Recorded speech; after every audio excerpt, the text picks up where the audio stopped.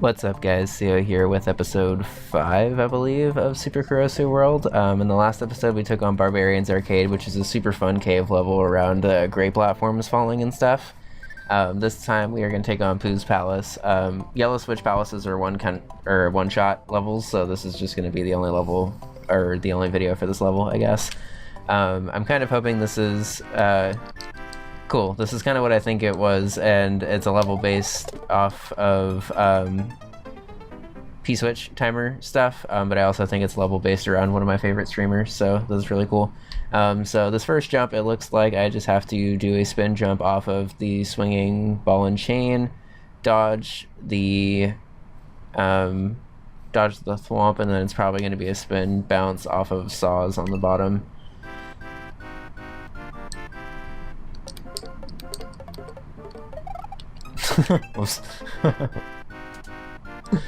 Yeah, I heard the saw actually before I died, so it's definitely a saw bounce after this part. I don't know why I heard it, but it kind of popped up in the sound effect for a second. Ooh, that's a gross bounce actually. I thought I was going to be going over the thwomp, but it looks like I have to go under, which means that that's like a really shallow bounce.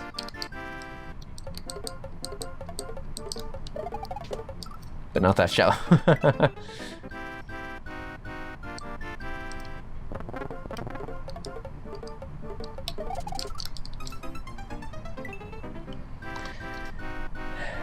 Confirmed it's a saw, but probably don't actually want to screen scroll now that I'm thinking about it, because I don't want to mess up the cycle for this. These P-Switch levels like this, that was my controller, by the way. These P-Switch levels are normally on pretty strict timers for all of their enemies and stuff. So I think I can actually just land on, like, the very, very edge of this platform and be okay. I gotta figure out how to trigger this guy, but not die. Okay, so that works. And then this just looks like a bounce across that. Probably directly onto another saw after that, I would guess. And then I'm gonna hit a P-switch at the end of this section and then have to run all the way back through these currently brown blocks. Oh, it's a dry bones. Okay.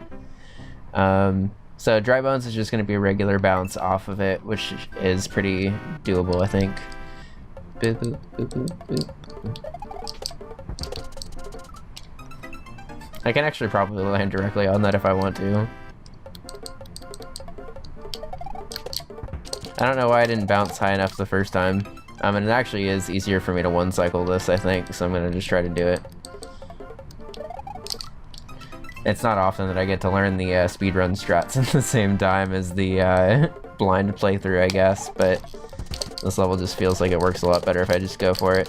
Okay, cool. So next up is going to be this bounce off of this guy, and then I'm going to have to be careful and let the thwomp fall, and then as it's on its way up, I have to fall. Probably going to be another something, I would guess, trying to kill me coming out of that tunnel. And then I'm assuming there's going to be the P-switch pretty soon after that. On the way back, I'm basically going to have to do that same bounce off of this dry bones onto another one tile thing, the thing I just jumped off of, and then run through the brown blocks back to here and go into the pipe. I need to actually stop waiting there, because that waiting is messing me up. It's easier just to go straight off the thwomp. Oops. Okay, so I gotta wait until it's at like 5 o'clock. Ah! That was a fun laugh. But I wasn't actually expecting there to be a Kaizo block on the way back up. But I guess it's a good thing I hit that now, because I would have probably hit that on the way back later in the level if I didn't hit on the way now. Alright, so I really like the flow of this, so I'm going to go ahead and describe it now. I basically wait until this ball and chain's about like 5 o'clock before I spin jump fully off of that, and then I just chain those jumps together right there. Wait for this guy to bounce back and then go right here, and then I wait for this thing to go.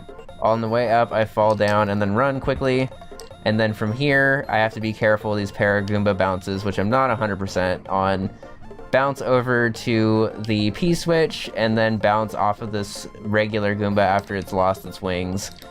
Ooh, that's a rough jump. Okay. So it looks like I'm gonna have to get pretty much running speed. I wonder if that just means I can go straight from my first run there. I'm gonna try to just one cycle all of this, because this feels like a one cycle level. And then from here, I need to basically just run and go for this. So I need to wait, run, jump, and then that thing will be pretty much in position if I time that jump slightly better. And then I bounce off of that, hit the P-switch, and then jump off of it again as it turns into a regular Goomba. And then I'm going to spin jump off of the thwomp, I'm assuming, up to the platform, jump off of the dry bones on the way back, watch out for the Kaizo block that I've already hit, and then I'm going to go reverse through this section up here, and have to jump over the thwomp and then spin jump onto this on the way down. That timing is going to be a little awkward, but I think it's doable. And then I'm going to have to land on these two things that are currently coins, but will be platforms. Seems doable. I have no idea what's after the pipe. It's probably going to be some ridiculous jump that's going to make the rest of this part be the easy part that I just have to grind through every single life. But it feels like everything can be done on the first cycle, which means that I can just kind of get there and do what I need to do instead of having to wait around past this part. So that's kind of nice. I just need to shut up and do it now, I guess.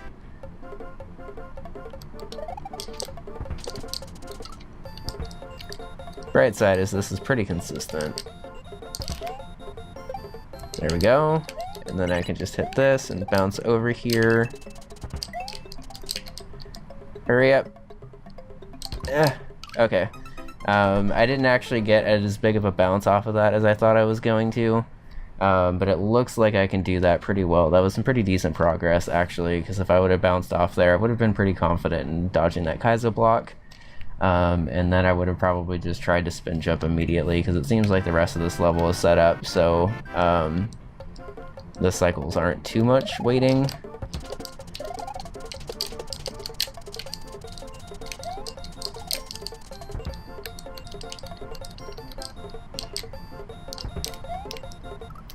So I do need to figure out why the Paragoomba just randomly turns towards me sometimes, because I do kind of need him to be pretty far away before I can make that.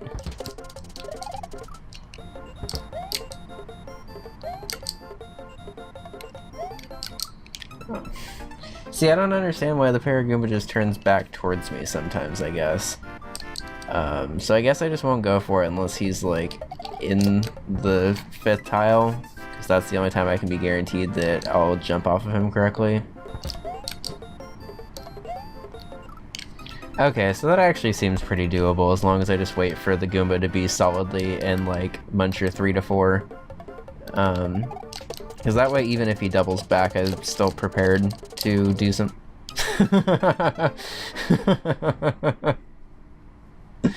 That kind of made me laugh because I wasn't expecting that. It also kind of showed me a couple more Kaizo blocks that I didn't see before, such as the ones off to the left. So that was pretty interesting. Okay, so I just gotta wait for him to be back over to the right. Okay, fell off, but that's better than dying. Oh, okay, so that's... That's the first time in this hack where I feel like that was more on the level designer than me, just because I accidentally despawned the guy that was supposed to be there. I guess I should have just tried to spawn him back, but whatever.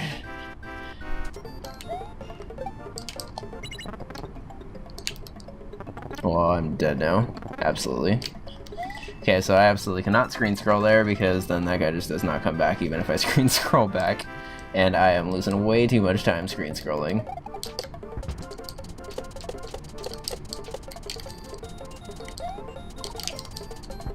So fuck a screen scroll. And we will just do this way.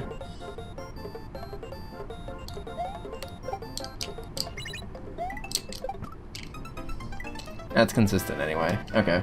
Way back. Oh, no. Do not scroll. Okay, so this is actually pretty consistent. I don't really know how to manipulate this Paragoomba yet to just go faster, but I can just wait until he does his thing, I guess.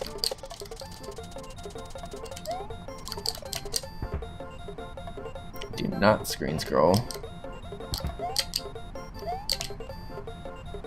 Just wait until it gets over there. And then bounce, bounce, bounce.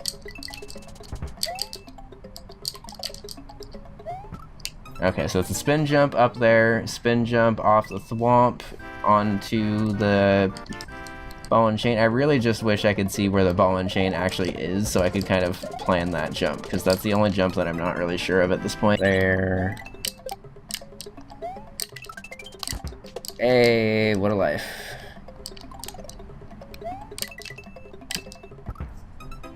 Oh, so I don't even need the... Okay, so that's actually a little bit easier than I thought it was going to be, because I just got to spin jump onto there, catch myself before the thwomp, and either bounce off of it or just run.